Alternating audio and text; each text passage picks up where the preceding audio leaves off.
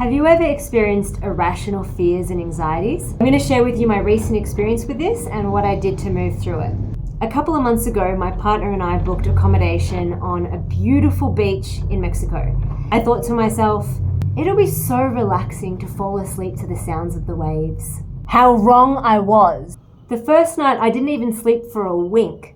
Whilst my partner was sleeping very peacefully right beside me, I kept myself awake all night in hypervigilance. I became so paranoid that the waves would get so big that they would tidal wave over the property, or at least reach the property, damage the structural integrity, and the building would collapse. Where did this fear come from? It was totally irrational. I sat with this the next day and it became blaringly clear. Social media. My Facebook is rarely filled with posts from friends and family sharing meaningful moments. It is contaminated with thousands of unsolicited articles and videos from unknown Facebook pages of catastrophe, war, destruction, violence, natural disasters.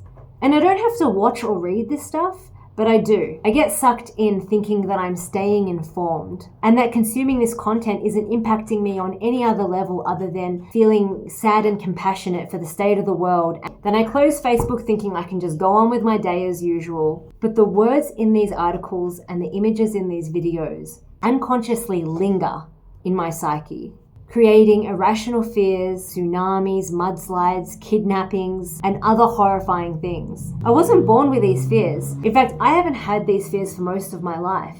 It has come with the increase of me consuming this content on my feed. I knew it before, but now I'm much more aware of it, how important it is for us to be intentional with what we consume. Just because you're not consciously thinking of something horrific that you read or watched doesn't mean it's not there. It lingers in your psyche like a parasite. It unknowingly shapes the way you move through the world, the interactions you have with people, the lens you perceive through, and the reality you unconsciously manifest. It truly is really toxic, and these experiences have brought to my awareness the amount of terror that has unknowingly been living inside of me because of what I've been consuming. A lot of people believe this world is turning to shit because that's the majority of the content that they're infecting their minds with. It warps our perception as dark, bleak, unsafe, and therefore as individuals and collectively we unconsciously create that reality. Whereas if we were to be consuming content of the good in the world, of which there is a lot, but that doesn't get as much airtime, our perception of reality would be much more positive.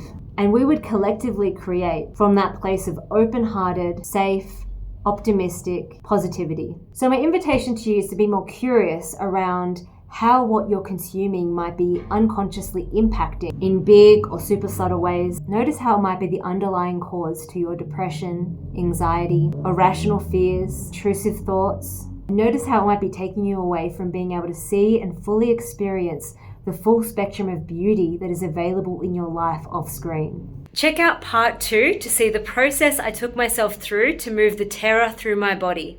And this is a very simple process that you can take yourself through too.